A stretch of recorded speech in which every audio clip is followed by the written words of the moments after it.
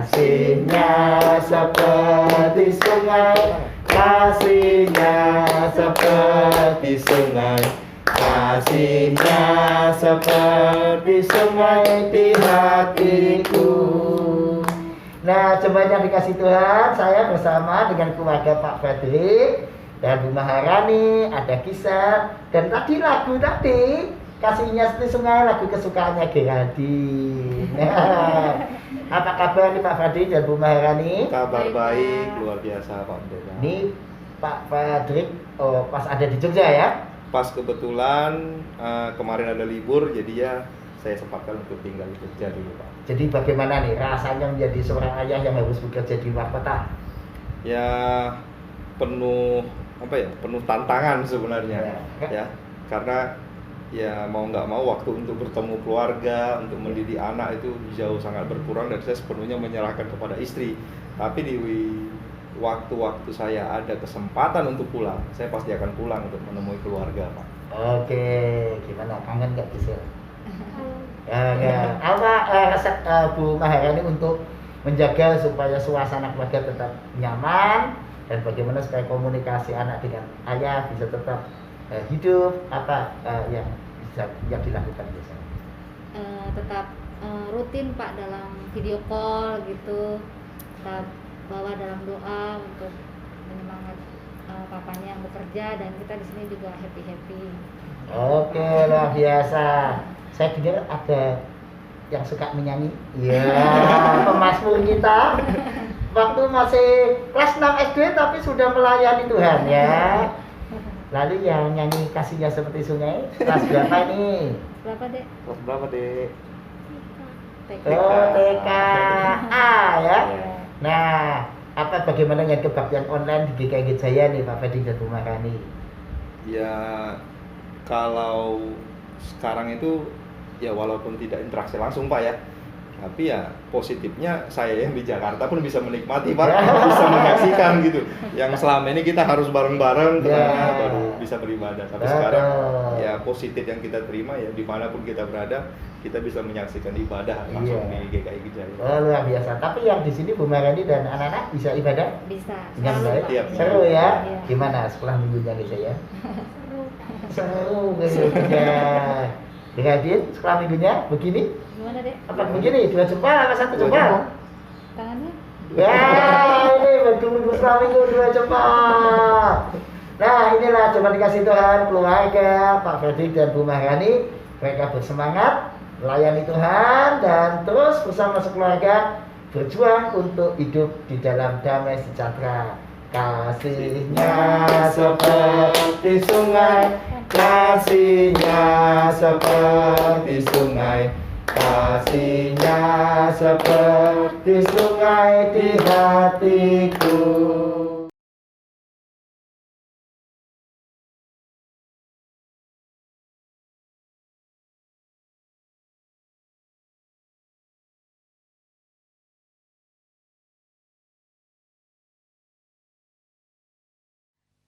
Shalom saudara-saudaraku semua. Shalom, boleh saya sapa kembali saudara-saudara yang ada di rumah. Shalom saudara. Shalom, puji Tuhan. Saya sangat bersuka cita bahwa kita hari ini akan datang kepada Tuhan untuk memuji Tuhan, mendengarkan firman Tuhan. Saya mau menyapa saudara-saudara yang di rumah yang hari ini bersuka cita akan beribadah bersama keluarga, ayah, ibu, kakak, adik, opa, oma, semua yang ada di rumah pasti semua bersiap untuk menyambut Tuhan.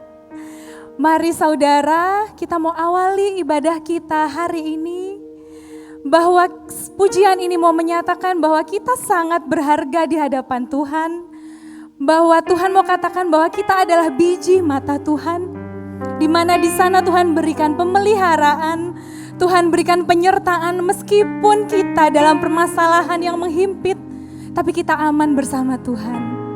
Kita bersama mau angkat pujian ini dengan kesungguhan hati.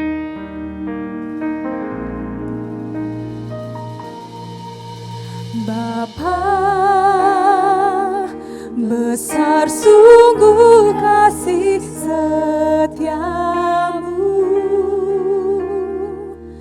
nyata sungguh perlindunganmu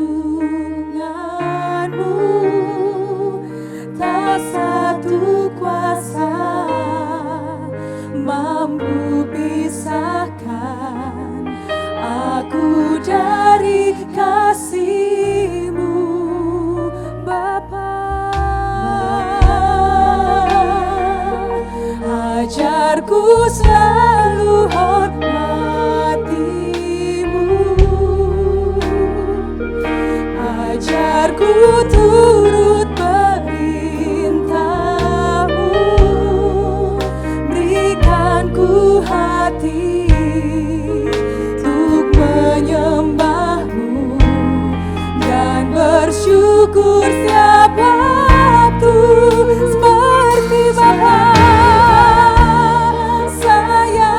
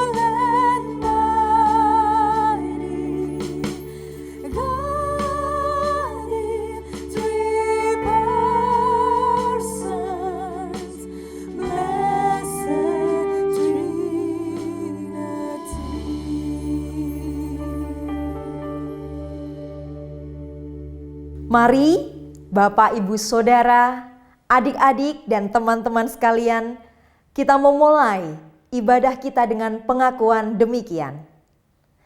Pertolongan kita adalah di dalam nama Tuhan yang menjadikan langit dan bumi, yang kasih setianya tetap untuk selama-lamanya, yang memelihara umat manusia di tengah pergumulan dan goncangan kehidupan.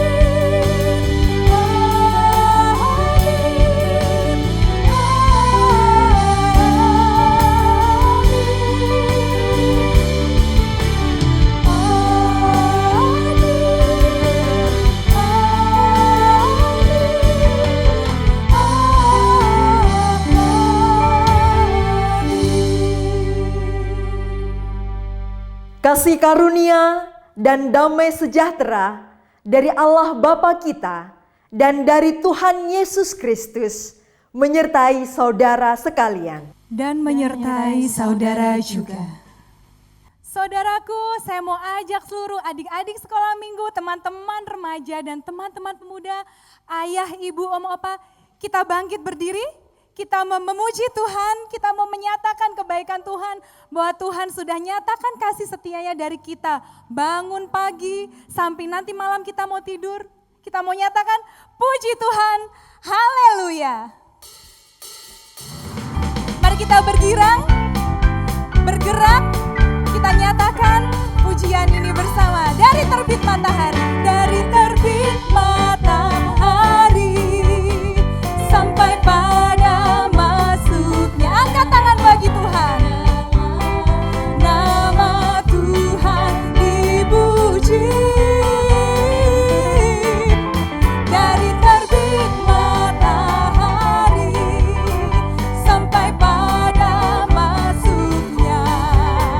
Biarlah nama Tuhan dipuji.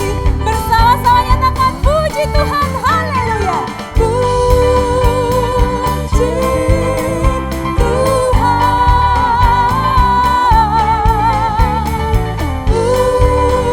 puji Tuhan.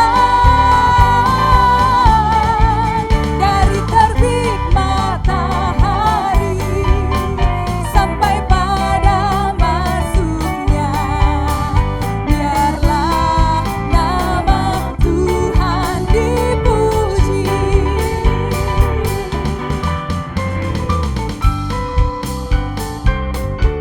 Sekali lagi dengan gerakan kita menyatakan Tuhan, dari terbit matahari sampai pada masuknya.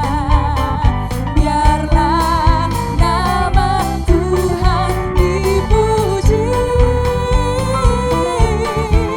Dari terbit matahari sampai pada masuk. Biarlah nama Tuhan dipuji. Nama Tuhan dipuji. Bersama-sama nyatakan puji Tuhan. Puji Tuhan. Puji Tuhan, haleluya. Puji Tuhan. Dari terbit matahari sampai pada masuknya. Biarlah nama Tuhan dipuji. Haleluya, biarlah nama Tuhan dipuji. Betapa baiknya Tuhan itu. Mari kita kembali pujikan, syukur dan hormat bagi kemuliaan nama Tuhan.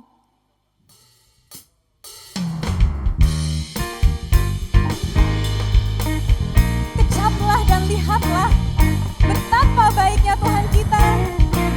Kita nyatakan dalam pujian ini dengan bersungguh-sungguh, kita menggerakkan badan kita bersama-sama. Kecaplah dan lihatlah betapa baiknya Tuhan itu. Rasakan dan nikmati kasih setia Tuhan. Kecaplah, kecaplah dan lihatlah betapa baiknya Tuhan itu.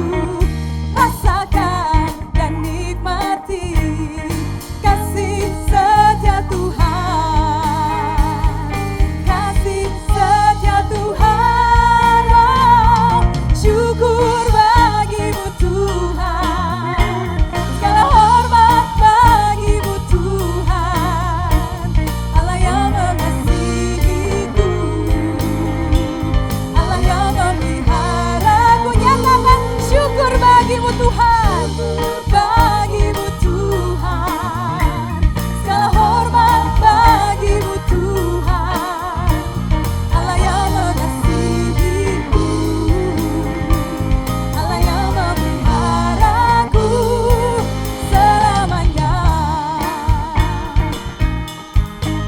Kita mau nyatakan kembali, kecaplah dan lihatlah betapa baiknya Tuhan.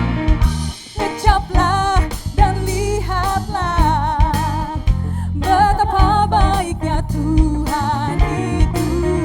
Rasakan dan nikmati kasih sekali lagi nyatakan, kecaplah dan lihatlah, kecaplah dan lihatlah betapa baiknya Tuhan itu. Rasakan dan nikmati kasih setia Tuhan, kasih setia Tuhan. Oh, syukur bagimu Tuhan. Segala hormat bagimu Tuhan. Allah yang mengasihiku, Allah yang memeliharaku. Syukur bagimu Tuhan, syukur bagimu Tuhan.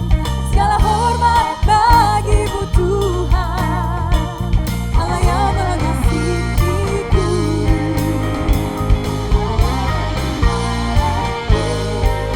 Selamanya kita mau nyatakan kembali syukur kita kepada Tuhan. Segala hormat bagi nama Tuhan. Syukur bagimu Tuhan, segala hormat bagimu Tuhan. Allah yang mengasihi, Allah yang memelihara. Oh, nyatakan kembali syukur bagimu. Oh, segala hormat bagimu Tuhan. Allah yang mengasihiku, Allah yang memelihara. Oh, syukur bagimu Tuhan. Segala hormat bagimu Tuhan. Allah yang mengasihiku, Dia yang memelihara kita. Allah yang memelihara. Sekali lagi nyatakan syukur. Segala hormat bagimu Tuhan. Allah yang mengasihiku, Allah yang memeliharaku selamanya. Selamanya. Haleluya, kita pujikan nama Tuhan.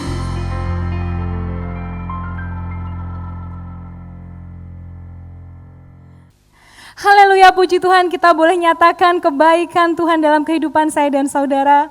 Dan saatnya kita akan mendengarkan firman Tuhan. Kita akan mendengarkan kabar sukacita yang akan menjadi dasar bagi kehidupan saya dan saudara untuk berkegiatan dalam kehidupan sehari-hari. Firman Tuhan yang akan menjadi bekal kita untuk kesaksian bagi sesama mereka yang memerlukan.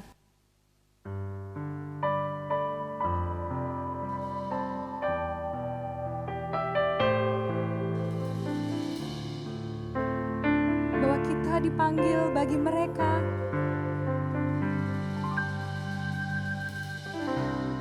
Tiap hari ku temukan mereka yang terhilang, hidup yang tak menentu, arah tujuan.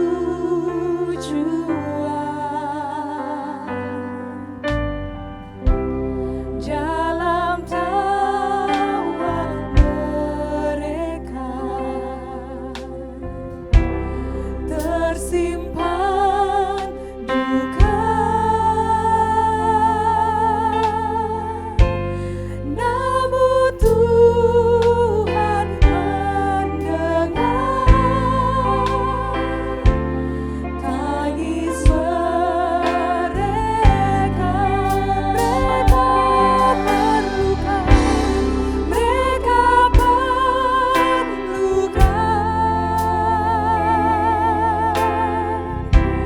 Mereka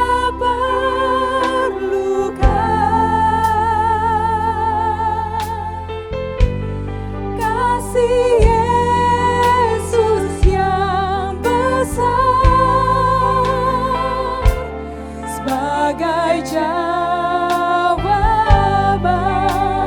Mereka perlukan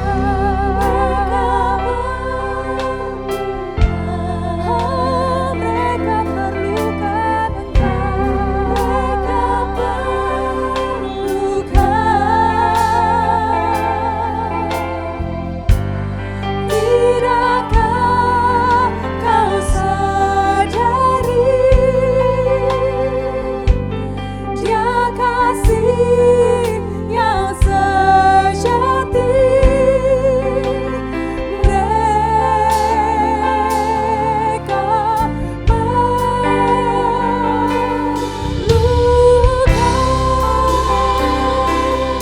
Tuhan memanggil kita untuk membawa terang-Nya, untuk menyatakan kasih Tuhan yang agung dan besar.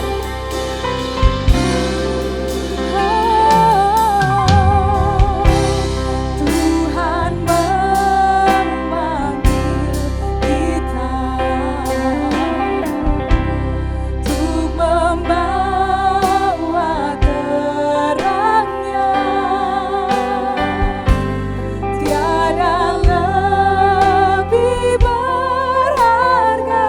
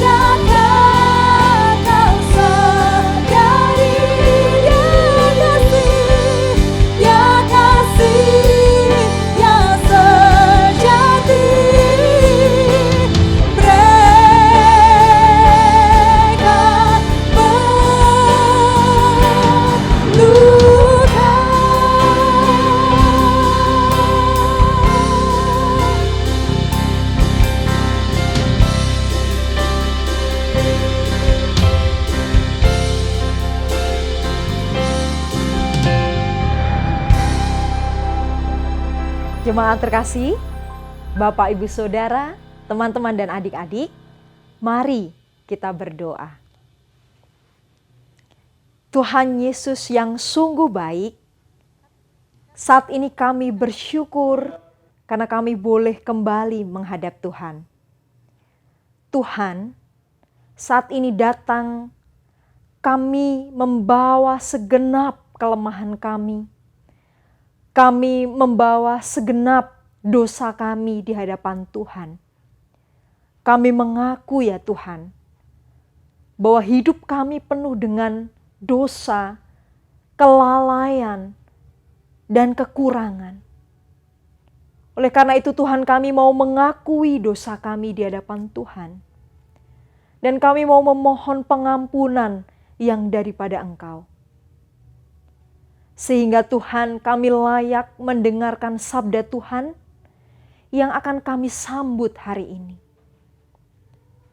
Tuhan, biarlah Tuhan membuka setiap hati kami, membuka pikiran kami, sehingga kami sungguh siap mendengarkan Tuhan berbicara kepada kami.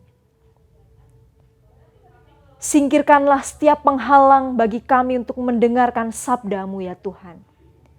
Dan biarlah hati kami tertunduk di hadapan Tuhan dan dengan sungguh mendengar suara Tuhan. Di dalam Kristus kami berdoa dan bersyukur. Amin. Injil Matius pasal 25 ayat 31 sampai dengan 46. Injil Matius pasal 25 ayat 31 sampai dengan 46. Apabila Anak Manusia datang dalam kemuliaannya dan semua malaikat bersama-sama dengan Dia, maka Ia akan bersemayam di atas tahta kemuliaannya. Lalu semua bangsa akan dikumpulkan di hadapannya, dan Ia akan memisahkan mereka seorang daripada seorang, sama seperti gembala memisahkan domba dari kambing. Dan Ia akan menempatkan domba-domba di sebelah kanannya dan kambing-kambing di sebelah kirinya.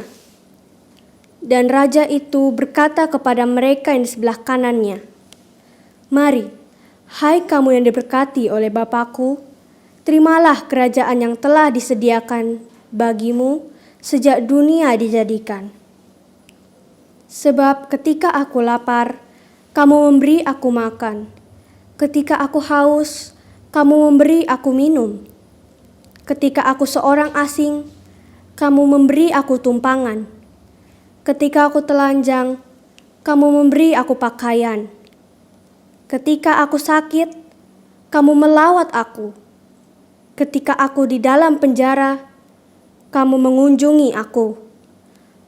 Maka orang-orang benar itu akan menjawab Dia, katanya, "Tuhan, bila manakah kami melihat Engkau lapar dan kami memberi Engkau makan, atau haus dan kami memberi Engkau minum?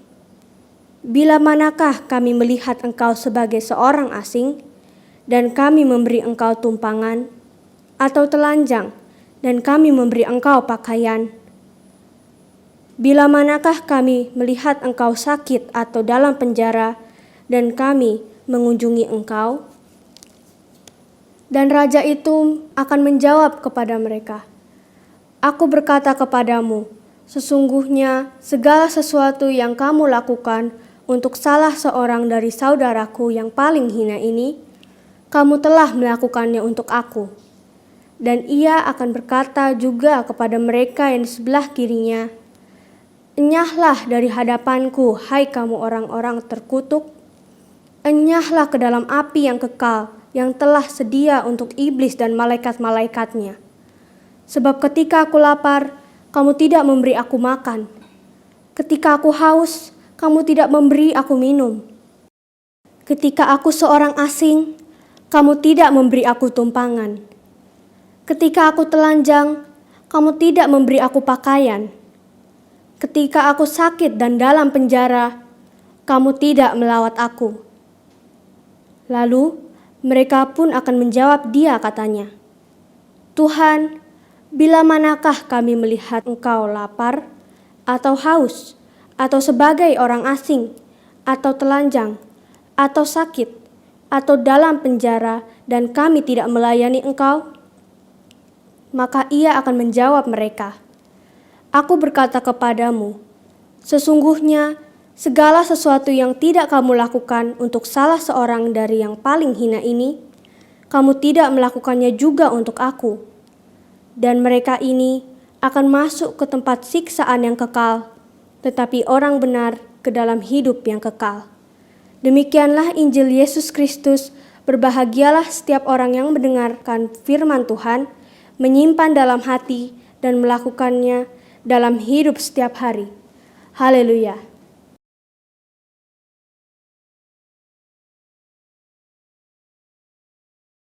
Halo, jemaat yang terkasih, apa kabar?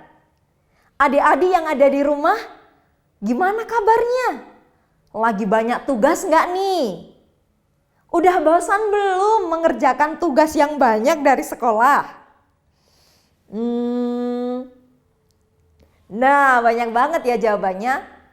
Tetapi kita saat ini mau bersama-sama dulu mendengarkan sabda Tuhan. Mari kita merenungkan ya, adik-adik, kakak-kakak, teman-teman, dan bapak ibu saudara yang ada di rumah. Kalau kita ingat, beberapa waktu yang lalu, kita itu pernah digegerkan oleh satu kejadian. Kejadian apa itu? Kejadian ketika seorang YouTuber terkenal. Dia membuat konten yang sepertinya tidak pantas. Loh Kak, emang kontennya apa? Begitu ya. Kontennya adalah sang YouTuber ini membuat konten membagikan sembako gratis di jalanan pada waktu malam hari.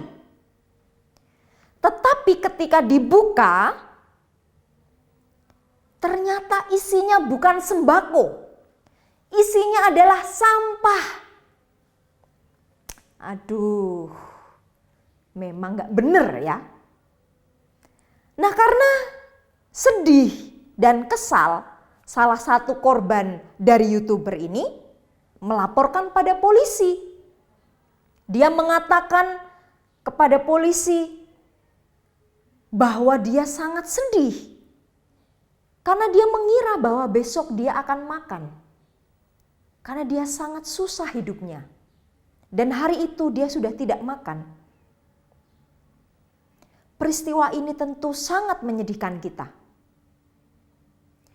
Peristiwa ini, Bapak Ibu Saudara, adik-adik dan teman-teman di rumah, mengingatkan kita bahwa kita itu sekarang hidup di dunia yang transaksional. Namanya juga transaksi ya. Harus saling bertukar sesuatu. Artinya apa? Saya mau melakukan sesuatu kalau ada imbalannya. Saya melakukan sesuatu kalau ada sesuatu yang saya dapat juga.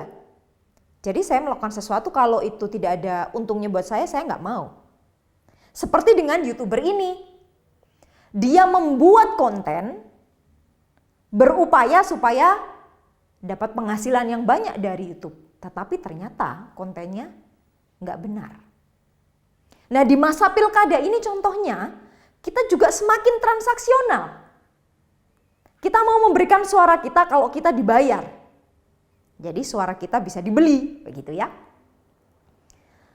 Saudara, Bapak, Ibu, dan teman-teman juga adik-adik di rumah, semua peristiwa yang kita alami belakangan ini, bahwa kita hidup di dunia yang transaksional, menyadarkan kita bahwa sistem yang transaksional ini diperparah dengan ketidakpedulian pada sesama. Dan kabar baiknya adalah hari ini Hari Raya Kristus Raja. Kristus adalah Raja yang bukan hanya tadinya menggembalakan kita, tetapi dia juga akan menghakimi pada penghakiman terakhir.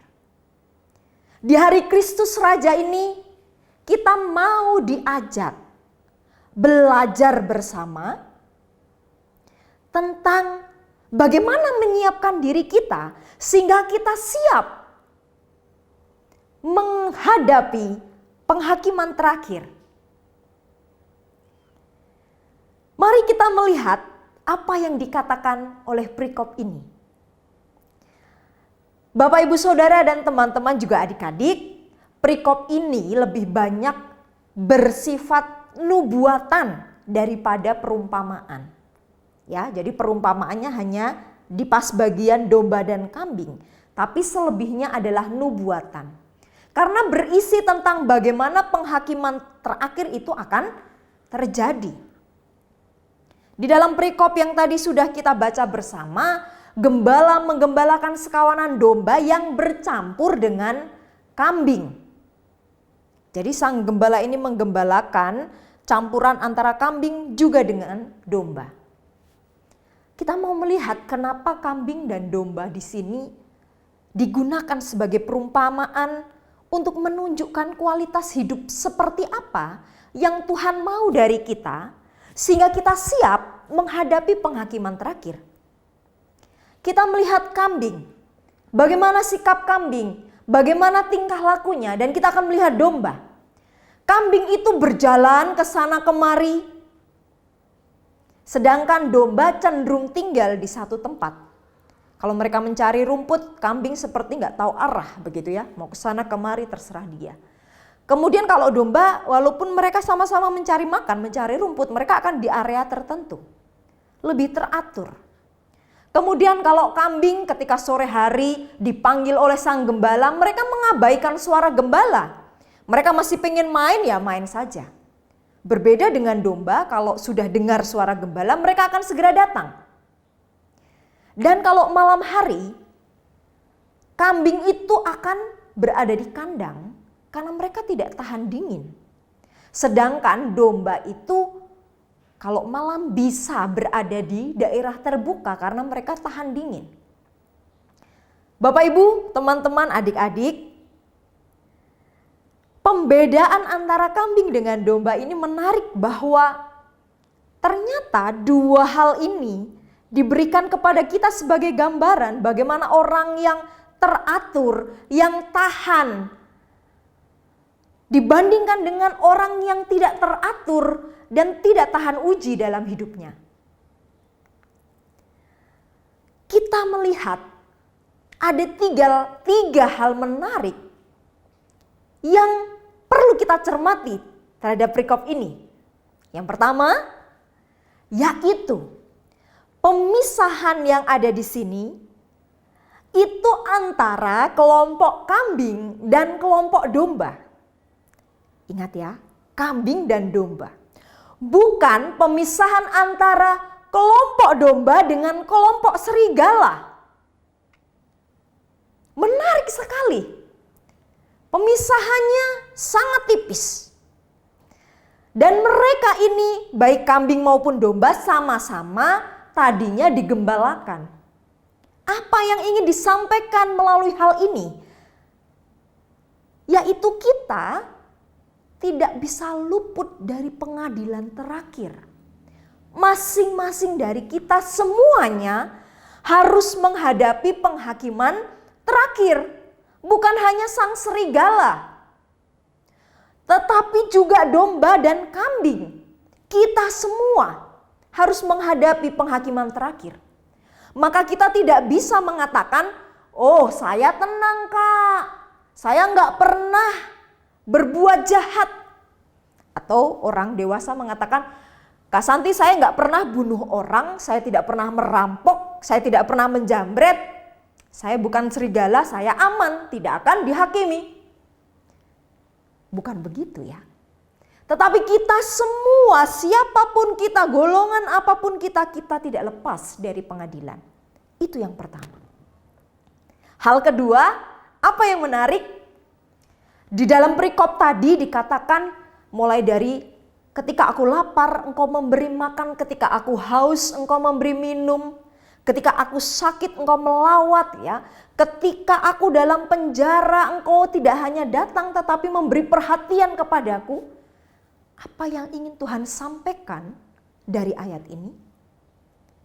Yaitu bahwa Yesus menyatakan bahwa ciri-ciri orang Kristen sejati itu bukan seberapa banyak dia ke gereja. Bukan seberapa banyak pengetahuan dia tentang kitab suci. Tetapi orang Kristen sejati adalah orang yang menunjukkan kasih yang diberikan kepada mereka yang membutuhkan. Itu yang menjadi ukuran perbuatan kita.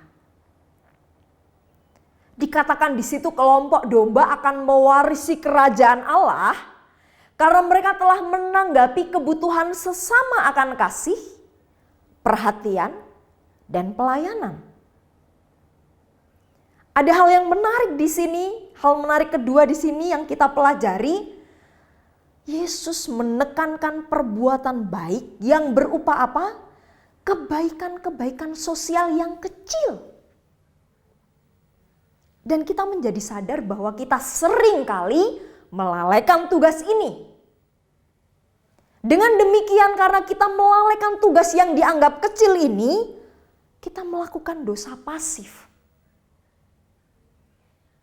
Dosa bukan sekedar ketika kita menyakiti orang lain, mengkhianati orang lain, mengambil milik orang lain, membunuh orang lain. Tetapi dosa pasif juga. Ketika kita tahu ada hal baik yang harus kita lakukan, hal-hal kecil dan sederhana, seperti memberi makan, menengok orang yang sakit. Ketika kita tidak melakukannya, maka kita sudah melakukan dosa pasif. Hal yang ketiga yang menarik dari perikop ini adalah baik kelompok domba maupun kelompok kambing sama-sama kaget gitu ketika Tuhan mengatakan hal itu kepada mereka. Tuhan mengatakan kepada kelompok domba akan menerima kerajaan Allah, kepada kelompok kambing enyah, binasalah, sama-sama kaget. Ya. Tetapi kekagetan yang sama ini adalah sikap yang berbeda dari mereka. Walaupun sama-sama kaget, tapi mereka menanggapi dengan berbeda. Kita lihat tanggapan dari kelompok domba. Kelompok domba mengatakan, Tuhan, bila manakah kami melihat engkau lapar dan kami memberi engkau makan? Bila manakah kami melihat engkau haus dan kami memberi engkau minum? Dalam bahasa sehari-hari mungkin bisa dikatakan begini ya kelompok domba itu. Tuhan, kok kami dapat kerajaan-Mu toh? Memang apa sih yang pernah kami lakukan? Sepertinya kami belum pernah memberi Tuhan makan, memberi Tuhan minum. Ini adalah sikap kelompok domba. Kelompok domba tidak pernah mengingat atau mencatat perbuatan mereka. Mereka tidak pernah mengharapkan balasan atau pujian. Bagi mereka, mereka berbuat baik kepada sesama karena mereka merasakan sukacita sebagai hamba Tuhan. Ternyata sikap ini berbalik dengan sikap kelompok kambing. Kalau kita melihat, kelompok kambing menjawab dengan cara yang berbeda. Mereka mengatakan begini, bila manakah kami melihat engkau lapar, melihat engkau haus, melihat engkau sakit dan lain sebagainya, dan kami tidak melayani engkau Tuhan. Bahasa sehari-harinya adalah, Tuhan, kami itu sudah melakukan banyak hal loh. Masa ya nggak dicatat sih sebagai perbuatan baik? Apa sih yang masih kurang dari kami? Berbeda bukan sikapnya? Kelompok kambing selalu mengingat-ingat perbuatan baik yang mereka lakukan. Mereka melakukan sesuatu supaya mendapatkan balasan. Mereka melakukan sesuatu bukan untuk cuma-cuma.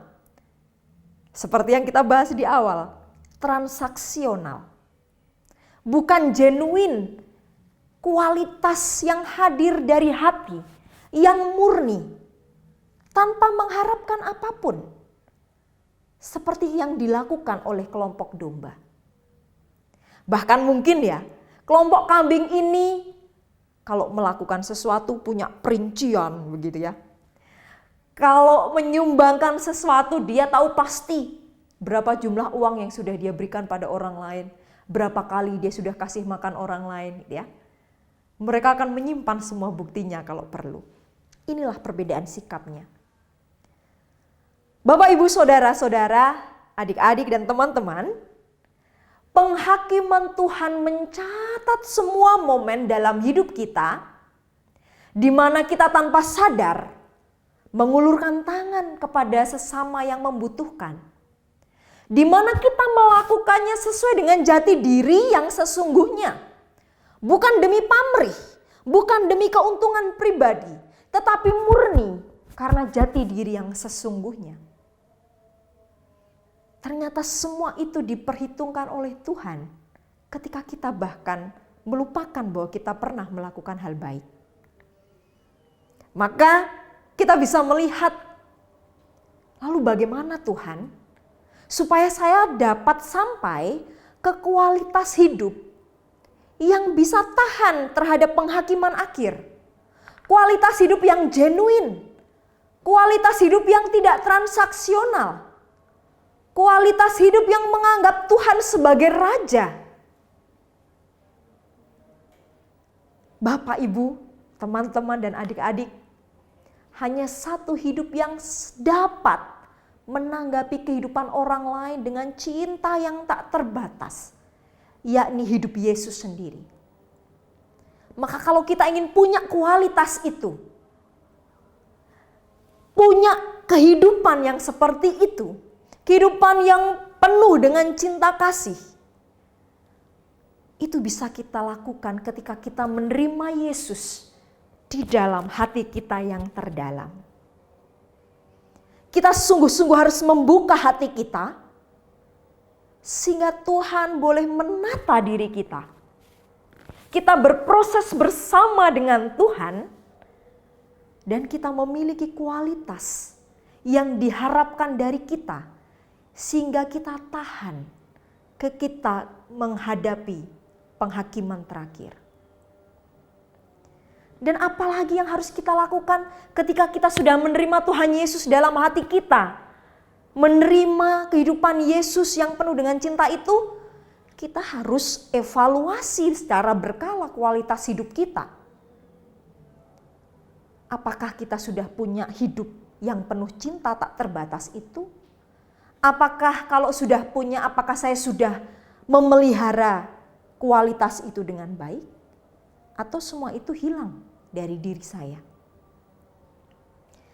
Ada satu cerita tentang James Smoller, seorang yang membantu masyarakat Yahudi ketika pembantaian dilakukan oleh tentara Nazi. Jadi tahun 2018 diterbitkan sebuah buku fotografi untuk memperingati 75 tahun peristiwa Holocaust atau Shoah atau pembantaian besar-besaran terhadap masyarakat Yahudi. James Smoller bersama teman-temannya mendengar pada tahun itu, tahun 48, bahwa tentara Nazi akan datang ke negara mereka dan menghabisi semua orang Yahudi. Maka dia berserta dengan teman-temannya mengkoordinir gerakan, memberikan pengumuman seluruh orang Yahudi pada hari Jumat minggu depan tidak boleh ada yang berada di rumah. Sebelum hari Jumat, mereka harus keluar dari rumah dan mereka harus pergi dari negara itu. Dan dari 8.000 orang Yahudi yang tinggal di negara itu, hanya 200 yang tidak bisa diselamatkan. Kenapa? Karena mereka tidak percaya dengan omongan James Smoller dan teman-temannya. Mereka mengatakan tidak mungkin tentara Nazi sampai ke sini menghancurkan kami. Sedangkan yang lain percaya dengan informasi itu. Mereka bersama-sama keluar menuju negara Swedia dan menuju ke suatu area netral yang tidak boleh dimasuki oleh tentara Nazi. Sejarah mencatat tindakan ini sebagai penyelamatan paling besar orang-orang Yahudi pada tahun itu. Kita bisa membayangkan kalau banyak orang punya kepedulian seperti Jens Moller dan teman-temannya. Mungkin peristiwa Holocaust tidak akan semengerikan yang kita ingat. Yang menarik adalah di buku tentang fotografi yang diterbitkan tahun 2018, ada 3 bagian. Yang pertama adalah bagian para korban, foto-foto para korban, di mana mereka berusaha melarikan diri dari tempat itu ke Swedia. Perjalanan mereka, segala kesusahan yang mereka alami. Dan bagian kedua adalah bagian tentara-tentara yang mengeksekusi, yang diambil dari kumpulan negara-negara lain. Tetapi bagian ketiga adalah bagian yang bukan korban dan bukan pelaku, tetapi mereka orang-orang yang terlibat dan tidak mau bahkan untuk memberikan saksi. Maka kita ingat, golongan orang-orang ini adalah golongan orang-orang yang melakukan dosa pasif. Dia memang tidak membunuh orang-orang Yahudi, tetapi dia tidak mau bersaksi akan kebrutalan tentara. Dia pun tidak mau membantu orang-orang Yahudi untuk keluar dan menyelamatkan diri. Kualitas orang-orang seperti ini yang tidak dikehendaki ketika akan menghadapi penghakiman terakhir. Mereka tidak akan diundang bersama dengan Tuhan di dalam kemuliaan.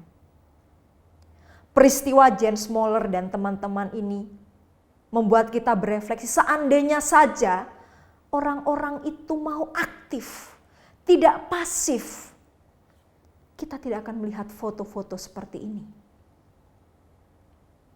Kita tidak akan melihat betapa anak-anak dijadikan bahan percobaan.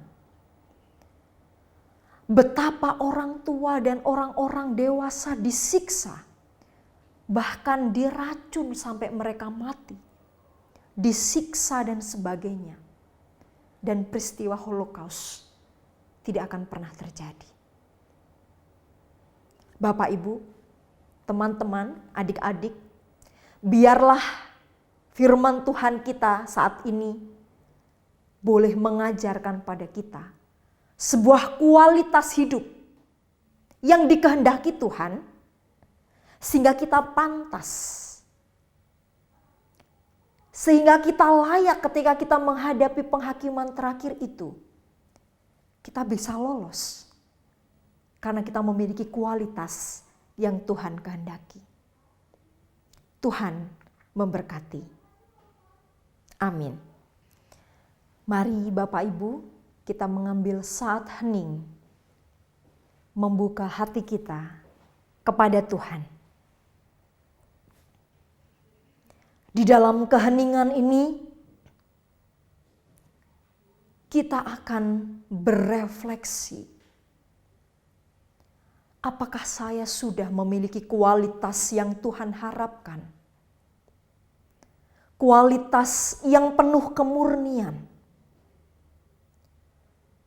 Kualitas yang penuh cinta kasih kepada sesama. Atau hidup saya dipenuhi dengan diri saya sendiri. Hidup saya dipenuhi dengan ego saya, kemauan saya. Mari kita dengan jujur membuka hidup kita di hadapan Tuhan. Dan biarlah Tuhan yang mengubahkan kita hari demi hari seturut dengan kehendak-Nya. Mari kita berdoa. biarlah sabda Tuhan menjadi cambuk bagi kami ketika kami tidak mau mendengar-Mu ya Tuhan. Biarlah sabda Tuhan menjadi pelita jika saat ini kami dalam kegelapan dan kami tidak bisa menunjukkan kualitas yang baik dalam kami mengambil keputusan. Dan Tuhan, di dalam keterbatasan kami, di dalam kelemahan kami memerlukan tuntunan Tuhan. Mari Tuhan bela Engkau yang bekerja, sehingga kami boleh menjadi orang benar di hadapan-Mu. Di dalam Kristus kami berdoa. Amin. Jemaat terkasih, kembali bersama kita akan memperbaharui iman percaya kita dalam pengakuan iman rasuli yang akan kita pujikan dari Kidung Jemaat 280, Aku Percaya.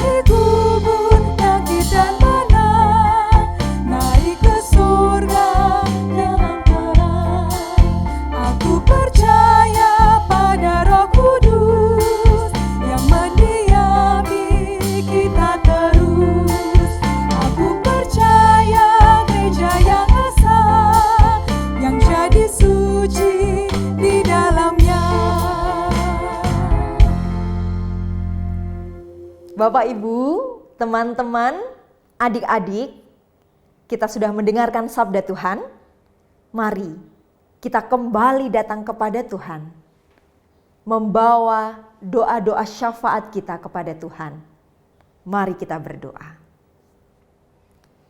Ya Tuhan, kami sudah mendengarkan sapaan Tuhan. Kami sudah Tuhan tegur bagaimana seharusnya kami menjalani hidup kami, sehingga kami memiliki kualitas hidup yang layak ketika Tuhan datang di penghakiman terakhir. Tuhan, biarlah sabda-Mu menjadi kekuatan bagi kami untuk memperbaharui hidup kami hari demi hari. Dan saat ini kami membawa doa-doa syafaat kami kepada Tuhan. Tuhan Yesus, saat ini kami membawa segenap saudara-saudara kami, teman-teman kami, adik-adik kami di rumah yang saat ini sedang sakit ya Tuhan. Kami mohon Tuhan, Engkau yang memberikan kekuatan, sehingga mereka boleh bertahan di dalam rasa sakit, boleh menghayati kasih Tuhan di dalam sakit yang harus mereka derita.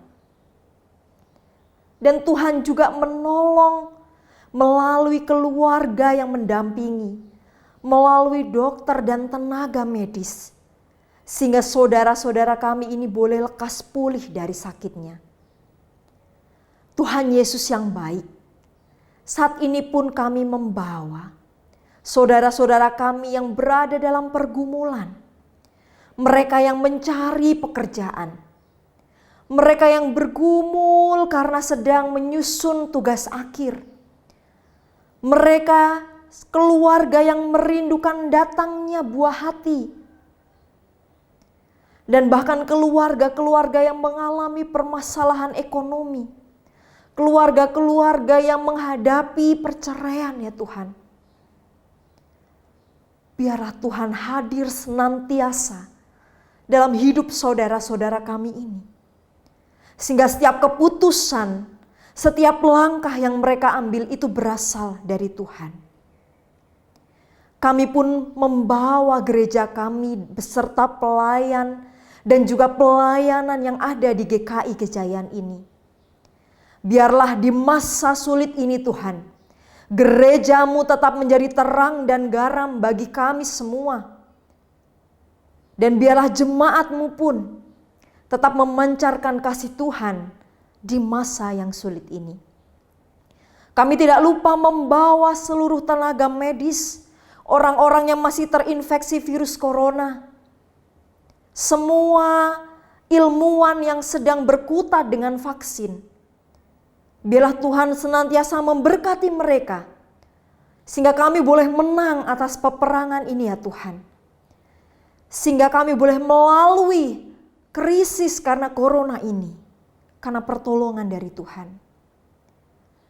Dan tidak lupa kami membawa juga negara kami ke dalam tangan Tuhan.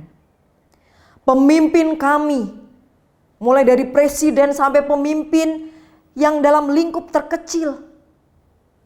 Tuhan sendiri yang memberikan kebijaksanaan dan kekuatan, sehingga mereka memimpin seturut dengan kehendak Tuhan. Mereka menegakkan keadilan. Mereka mengedepankan hal yang baik untuk negara kami. Dan negara kami saat ini juga digoncang oleh berbagai isu. Biarlah Tuhan, kami boleh bersatu, sehingga kami boleh menjadi pribadi yang kuat, membangun bangsa dan negara yang kuat dan tidak mudah dirobohkan. Ini doa kami ya Tuhan. Hanya kepadamu kami menaikkan doa-doa kami. Amin. Umat yang dikasihi Tuhan, kiranya hidup dan mata uang yang kita kumpulkan menjadi persembahan yang kudus dan berkenan di hadapan Tuhan. Mari kita mengumpulkan persembahan kita sambil mengingat pesan dari Lukas 21 ayat 3 sampai dengan 4. Kita baca bersama.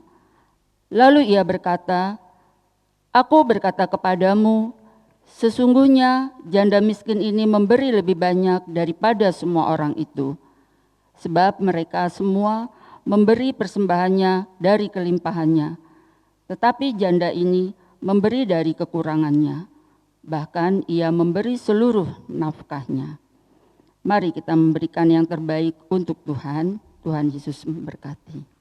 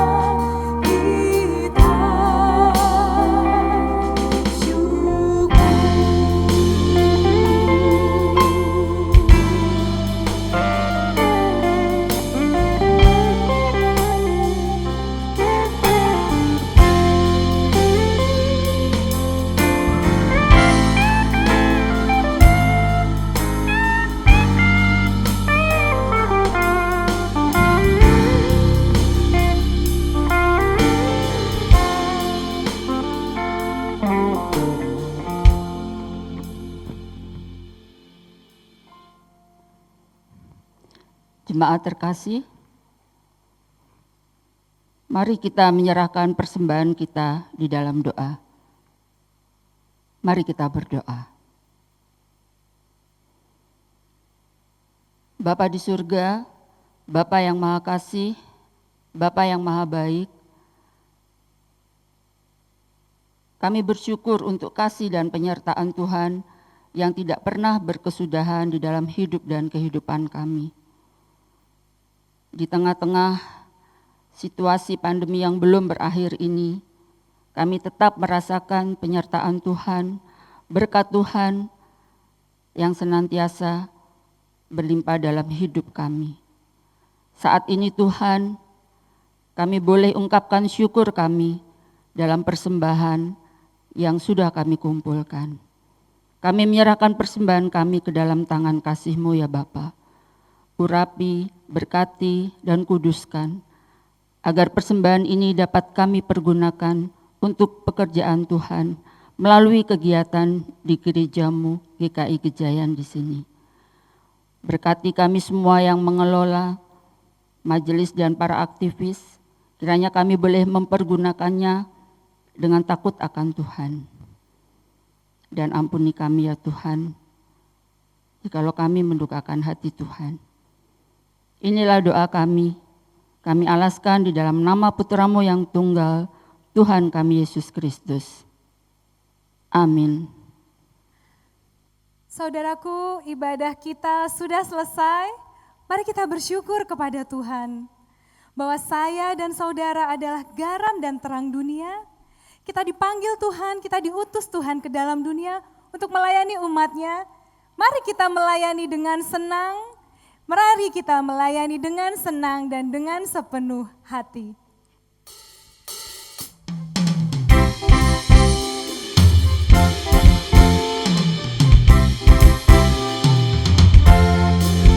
Tuhan mengutus kita ke dalam dunia, bawa pelita kepada yang gelap. Meski dihina serta dilanda duka, harus melayani dengan sepenuh. Dengan senang, marilah kita melayani umat-Nya. Dengan senang,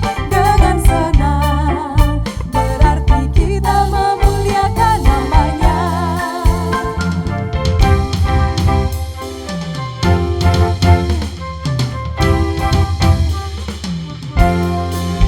Tuhan mengutus kita ke dalam dunia untuk melawat orang terbelenggu.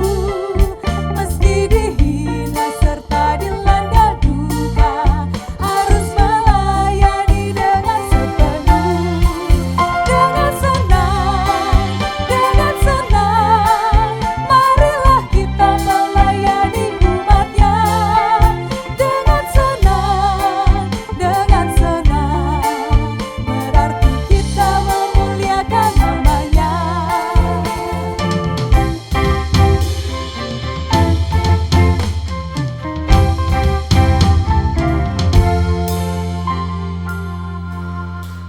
Jemaat terkasih, mari bersama Tuhan kita akan kembali di dalam kehidupan kita untuk menjadi terang dan garam dunia. Dan terimalah berkat Tuhan yang menguatkan dan meneguhkan saudara. Kasih karunia dan damai sejahtera dari Tuhan kita menyertai saudara sekarang dan selama-lamanya. Amin.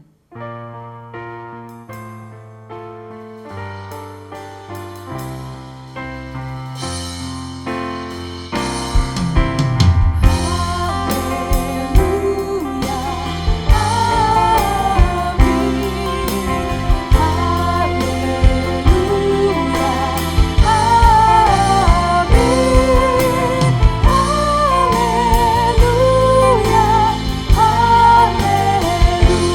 haleluya.